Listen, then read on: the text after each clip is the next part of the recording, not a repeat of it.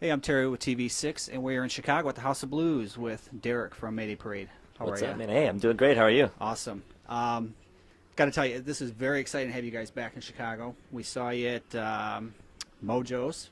Remember Mojo's? Oh yeah, oh yeah. Saw you at Mojo's, and we saw you in Rockford, little banquet hall there, several months ago, and we were all lined up to cover you at Warped, and then some union issue. They pulled all video passes, and so we got shut out of that. Oh, that's rough. But we did get some good pictures for you. Oh, cool. Very cool. Yeah, so we Nice. brought those for you guys. Hopefully you can use those. Yeah.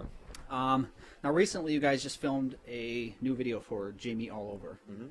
How was that? How'd that come about? How'd that go? That was an awesome experience. That was we were actually we were in New York City, which is kind of weird because the song's about being in Las Vegas. So we had to kind of fit with the schedule that we had, and we had to make it look like we were in Las Vegas, obviously. So we just kind of like rented out like a banquet hall and rented a bunch of casino equipment and stuff, and shot it in there. And it's just a lot of fun. Obviously, it's just us like hanging out, gambling and stuff, and having a good time. So Did you actually re-record?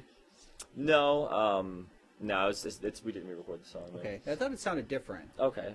Yeah, I mean, it sounded more current or something. I don't know if you guys did something to it, but Yeah. I thought, man, they actually re-recorded this. It sounded just like it, but just a little bit better for some reason. Yeah, So, that's cool.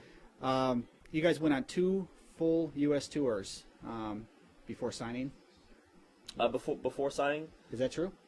actually, it's kind of interesting. Before we signed, we followed the Warped Tour and we sold CDs outside. Okay. And that was a full U.S. tour, but we didn't actually play. We were just we were just following it and selling CDs and the lines outside.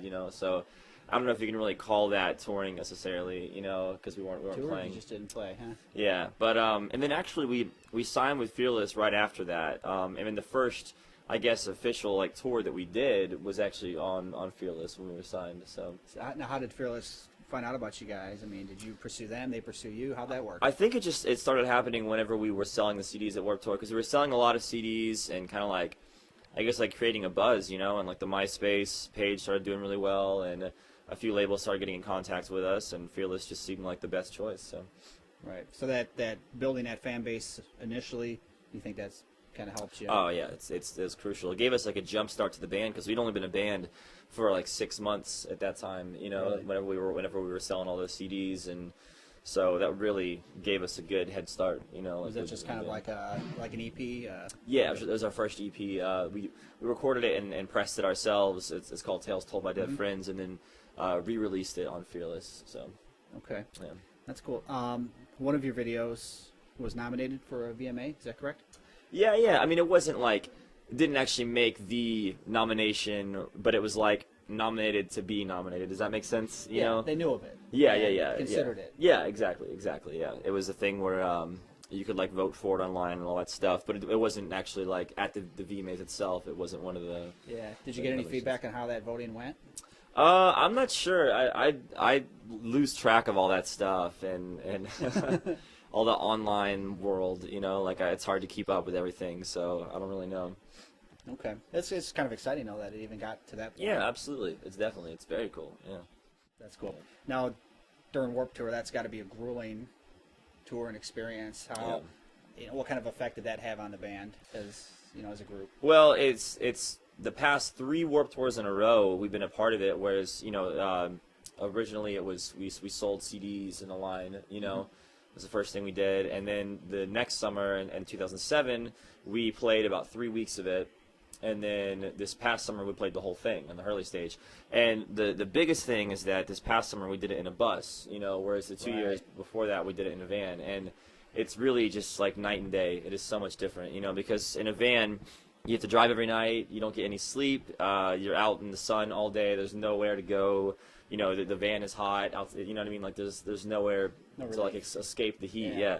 And but in a bus, it's so easy. You get to sleep really well every night. There's a place you can hang out and just kind of relax all day long. And so it's definitely super easy in a bus. Yeah, it's funny that you mentioned that because I bring that up a lot in a lot of these interviews we do. In fact, we just did one the other night in Chicago, and for Silverstein and Chiodos, and I always bring up that I always say there's a band that we've been following for a couple of years now, and it's funny to see them progress that way. And they always, who are those? Mayday Parade. Oh yeah, we know.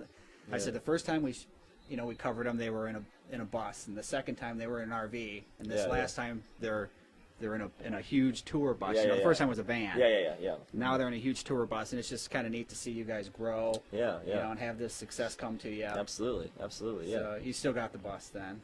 Yeah, we do, which is crazy. You know, it's super expensive, but but right now we're riding, so it's really effective to have the. It really helps a lot. You know, whenever you have the bus, and we have in the back we set up a little like Pro Tools rig and we record demos and stuff, so that makes it a lot easier. Any chance the fans will ever hear that stuff, or? Probably not like these rough demos, no. But obviously these are like the beginnings of what'll become the next CD. Right. You know, so It would be neat for the fans to be able to hear that. yeah, who knows? I mean, know? it might be something we would throw together at some point. Who knows? You know. Awesome. Now, on more of a serious note, Alex and the rabies. Oh. What's going on with that? Yeah, that totally was a complete joke. That I don't even know how something like that can become as big as it was, because we were just doing this little like video, like a video blog or something about what we did on our time off, and just like complete spur of the moment, I was just kind of like, Alex, didn't you get rabies? Just like as a complete joke, you know. And he was like joking with me. He was like, yeah, I got rabies, and he had like a beard at the time, and he's like, that's why I can't shave, is because I have rabies, which is obviously just like silly, you know.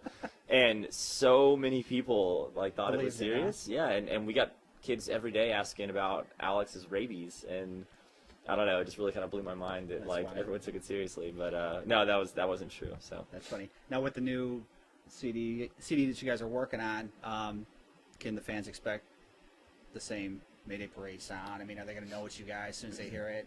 I hope so. I think so. It's definitely something that, you know, and all the new stuff we've been writing, you know, it's not like drastically different or anything. We're not trying to like really change our sound, or That's you know, we're just trying to kind of stick with what we know and stick with what works, and just try and write good songs, you know, and that's kind of all you can do. Yeah, that's kind of what I'm hoping for, that, you know, you guys were to keep the sound that you know, that we like. I mean, it's obviously that's why the fans like you. Yeah. You know, I'm sure it will be. You know, I'm sure. Obviously, you hope to improve on things and stuff. You know, but all in all, I think it'll definitely be the same. So. Yeah. Now, you know, regardless of how many CDs you guys put out over the years, can you think of at least one song that no matter what you guys will play at every show? No matter what, at every show, I'm sure Jamie All Over. I mean, I would imagine.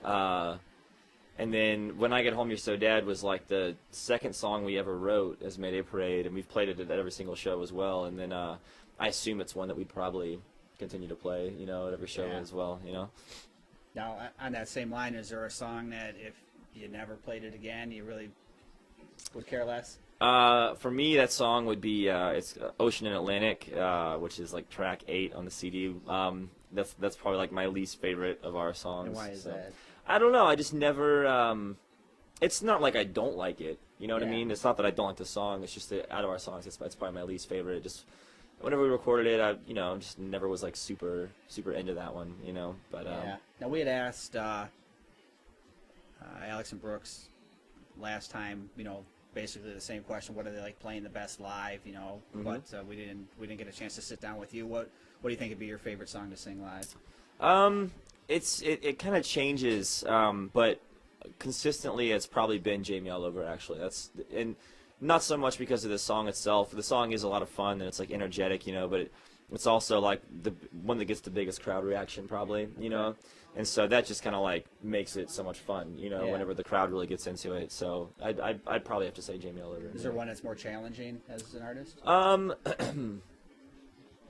Not really. Some nights if I'm feeling a little sick or whatever, you know, some of the higher songs are harder to sing. But it's never like too bad. So yeah, that's cool. All right. Well, we hope you guys have a great show. We're looking forward to it. Like we said, I brought you some stuff that you guys can take with you on the bus. Very cool. Check it out. Oh, and, awesome. We appreciate you guys sitting down with us, and we're definitely looking forward to seeing you back in 2009 in Chicago. Oh yeah. To chase you around the country. So. Yeah. All right. Thanks for having. I appreciate it, man. Thanks,